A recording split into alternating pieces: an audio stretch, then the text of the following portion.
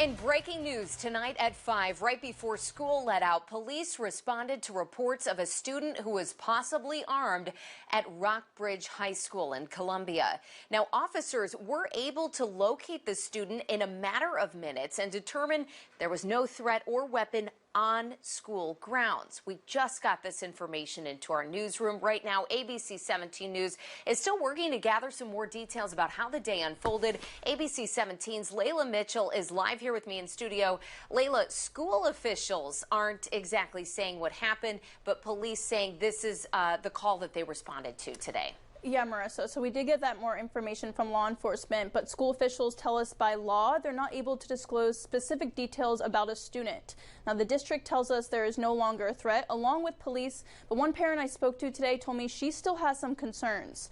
She told me she came to the school around noon today and saw law enforcement with large weapons drawn and walking around the school, checking out the area of the school and around the school. She said this made her extremely worried, and she went to ask them what was going on.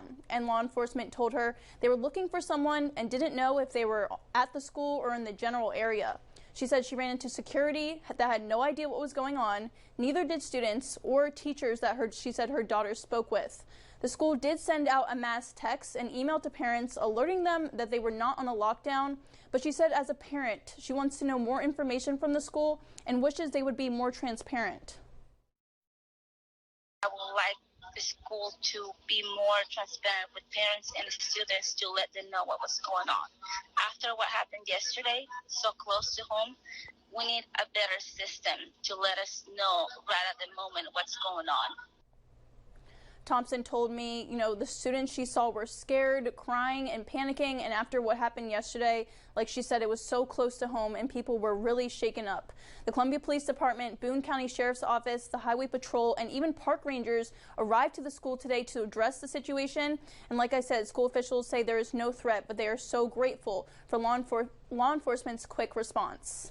Layla, thank you for that update. And this isn't the only situation that happened like this today. So in Jefferson City, a student faces disciplinary action after bringing a BB gun to school. It happened today at Lewis and Clark Middle School. The principal sent a letter to families saying a student reported that another student may have a weapon. Staff searched and found the BB gun. The principal says weapons of any kind, including BB guns, are not allowed.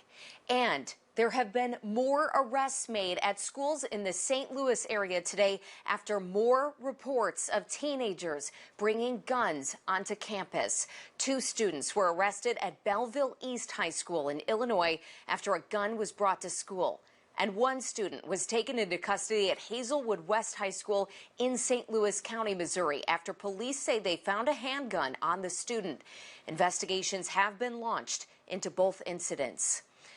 And we are learning more about the deadly school shooting at Central Visual and Performing Arts High School in St. Louis. Here's the current timeline of what happened. A lockdown was first called yesterday morning, followed by active shooter drills 20 minutes later. The police arrived within 5 minutes of those drills, and 5 minutes later, the police engaged the suspect and the threat was ended. Students were then evacuated. Some students ran to a nearby park during the incident, so measures were taken to reunite the students before a news release was sent out a little after 11 o'clock in the morning. ABC 17's Hannah Falcon was in St. Louis this morning learning more about details of the suspect. I remember texting my friends and family saying I love him if I don't see him again. Brady Grossman is a student at the Collegiate School of Medicine and Bioscience, housed in the same building as the Central Visual and Performing Arts High School. His most poignant memory from Monday's mass shooting, the feeling of terror. I felt fear, but nothing like that, ever. St. Louis Metro Police identified 19-year-old Orlando Harris as the shooter on Monday. Police shared an excerpt from the handwritten document they found in his car. It said, quote, "I don't have any friends. I don't have any family. I've never had a girlfriend. I've never had a social life. I've been an isolated loner my entire life." Blue Petty is an alumnus of the school who graduated the same year as Harris. He also described Harris as a loner. Yeah, he was super quiet, kind of weirded a lot of people out, but didn't do anything overly horrible or weird or anything. Police say Harris had an AR-15 style rifle. Police Commissioner Michael Sack pointed out that it was missing pieces, which he said was strange. They estimate Harris brought in 600 rounds of ammunition. Chaos erupted yesterday here at Central Visual and Performing Arts High School. And now today, a memorial sits outside the school for the 2 lives lost. Sophomore Alex Macias was in the room when her teacher, Jean Kuska, was shot. I didn't really see her being shot, but I heard a lot of gunshots. I had closed my eyes, and when I opened my eyes, she was laying there. Those who were there say Kuska was trying to help students escape, putting herself between them and the shooter.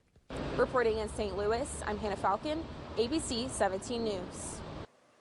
All other schools returned to class today, but Central High says it won't hold classes this week and will start virtual classes next week. Students will be allowed to get any items left behind as early as Thursday. And now we'll go to weather. ABC 17 Storm Track Chief Meteorologist Jessica Hafner has been tracking some cooler temperatures after today's rain, and it looks like we could see rain again after a little bit. Yeah, watching some of those showers working their way back in. I've been tracking this low pressure system all day, so it's kind of got that rotating look to it. So we're getting the back edge of this now, and I'm expecting rain to hold on for another couple of hours, at least moving out tonight by around 8 or 9 o'clock, leaving us drier, but it's going to be chilly. It's been breezy the entire day, and we've had temperatures falling through the 40s through much of this afternoon.